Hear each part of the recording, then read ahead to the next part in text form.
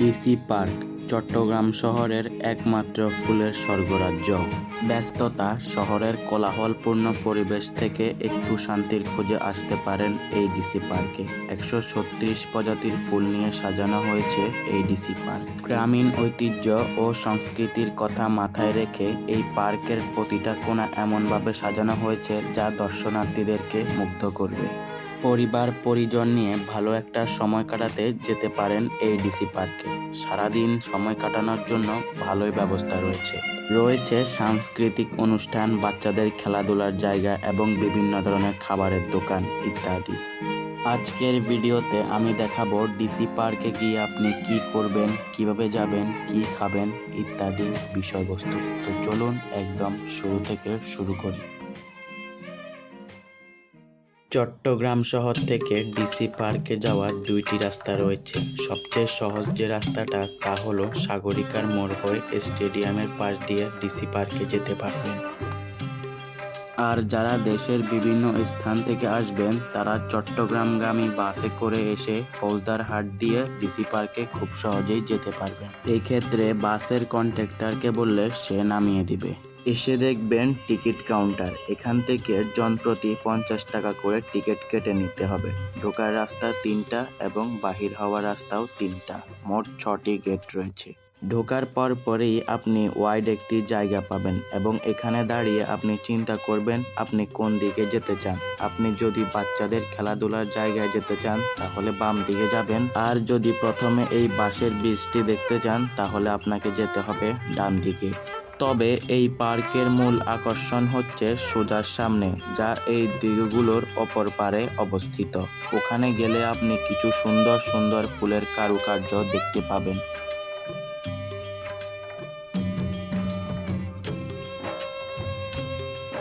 পার্কে ঢোকার পরেই চোখে পড়ল এমন সুন্দর একটি ফুলের গাড়ি। এখান থেকে আপনি আপনার প্রিয়জনকে ফুল উপহার দিতে পারবেন। ওরা সুন্দর করে সাজিয়ে আপনার কাছে ফুলগুলো বিক্রি করবে। দাম তুলনামূলকভাবে একটু বেশি, তবে জিনিসটা কিন্তু খুবই সুন্দর। এই বসার স্থানটি ভিআইপি লোকেদের জন্য সংরক্ষণ করা হয়েছে। এমনিতেই সাধারণ পর্যটকদের চলাফেরা নিষেধ। এটার পাশেই রয়েছে বোটের ঘাট, যেখান থেকে আপনারা বোট ভাড়া নিয়ে পরিবার পরিজন নিয়ে ঘুরতে পারবেন। বোট ভাড়া জনপ্রতি 50 টাকা। আর আপনারা যারা কায়াকিং করতে পছন্দ করেন তারা চাইলে এখানে কায়াকিংয়ে করতে পারবেন। 30 মিনিট 200 টাকা। তাছাড়াও এখানে বিভিন্ন ধরনের প্যাকেজ রয়েছে, আপনারা যা খুশি তা বেছে নিয়ে চড়তে পারবেন। এর সামনেই রয়েছে খাবারের জায়গা। এখানে আপনারা পরিবার পরিজন নিয়ে পছন্দের খাবার অর্ডার করে এই সুন্দর জায়গায় বসে খেতে পারবেন। খাবারের দাম তুলনামূলকভাবে একটু বেশি, বাট কিছুই করার নেই, এই সমস্ত জায়গায় আসলে একটু বেশি দিয়েই খেতে হবে। বাচ্চাদের খেলাধুলার জন্য রয়েছে সুন্দর ব্যবস্থাপনা। এখানে তারা তাদের নিজেদের মন মতো ভাবে খেলতে পারবে। এই পথ দিয়ে হাঁটার পর আপনি সুন্দর একটি রেস্টুরেন্ট দেখতে পাবেন, যা পানির উপর অবস্থিত। এই জায়গাটা অসম্ভব সুন্দর। চাইলে আপনি এখানে সুন্দর সুন্দর কিছু ছবি তুলতে পারবেন। এখানে খাবার খাওয়ার সময় আশেপাশের প্রকৃতি আপনার আনন্দ আরো দুগুণ বাড়িয়ে দিবে। খাবারের দাম ঠিকঠাকই রয়েছে, তবে একটু বেশি। বাম দিকের একদম শেষেই রয়েছে এই জায়গাটা। এখানে আপনি টিকিটের বিনিময়ে সুন্দর সুন্দর কিছু রাইডস নিতে পারবেন। এখানে আরো কিছু দোকান রয়েছে যেগুলোতে আপনি আচার, চকলেট, আইসক্রিম, বাচ্চাদের খেলনা সামগ্রী ইত্যাদি পেয়ে যাবেন। এবার চলুন ডান দিকে যাওয়া যাক। এই দিকে সব নতুন করে অ্যারেঞ্জ করা হয়েছে, যা গত বছর ছিল না।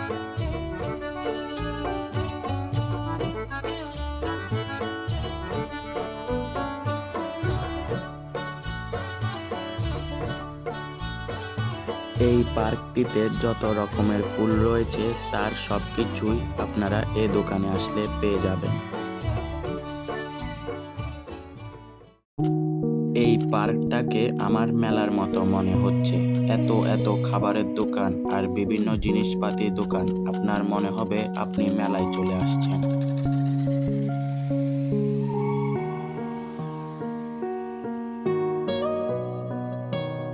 এখানে গাছের ফাঁকে ফাঁকে চেয়ার টেবিল বসিয়ে একটা সুন্দর মনোরম পরিবেশ তৈরি করা হয়েছে।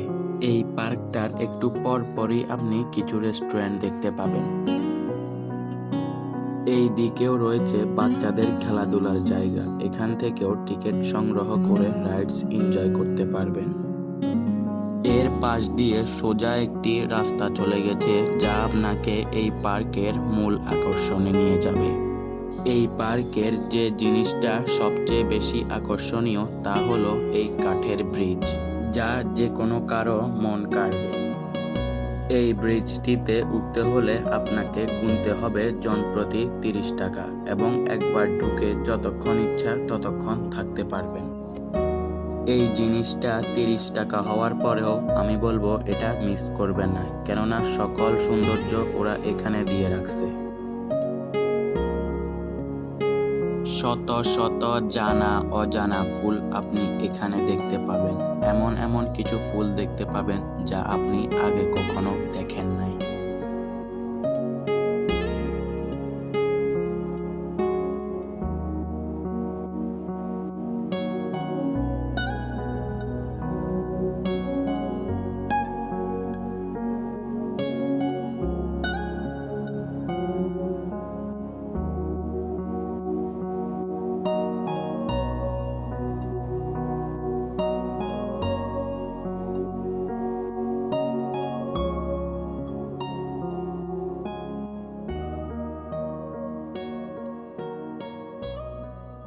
এবার যাচ্ছি পার্কের মাঝখানে মূল দ্বিতীয় আকর্ষণটা দেখতে।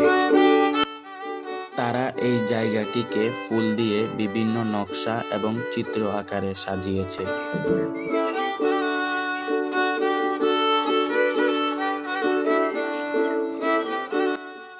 এটার পাশেই আপনারা সাংস্কৃতিক অনুষ্ঠান উদযাপন করতে দেখতে পাবেন এবং বিভিন্ন নাচ গান কনসার্ট হয় এখানে। এই জায়গাটার কথা কি বলবো, এটা একদম পুরাই অসাধারণ, খুবই সুন্দর। এই জায়গাটা তার আগের ভূমিকাতেই রয়েছে। আর নতুন করে তারা পার্কের 4 কোণে 4টি বিনোদন কেন্দ্র এবং মাঝখানে একটি, মোট 5টি বিনোদন কেন্দ্র স্থাপন করেছে এবং পার্কের মধ্যে ছোট বড় অসংখ্য রেস্টুরেন্ট রয়েছে। আর হ্যাঁ, একটা কথা তো বলতে ভুলে গিয়েছি, সুন্দর এই পার্কটি সরকারি কর্মকর্তাদের হাতে নির্মিত এবং এটি পরিচালনাও করে বাংলাদেশ সরকার। আমরা চেষ্টা করেছি একদম সহজ ভাষায় আপনাদের মাঝে ভিডিওটি উপস্থাপন করতে। আশা করি ভিডিওটি আপনাদের খুব ভালো লেগেছে। ভালো লেগে থাকলে লাইক এবং সাবস্ক্রাইব করতে ভুলবেন না। দেখা হচ্ছে আরও একটি নতুন ভিডিওতে। সাথে ছিলাম আমি আইমান।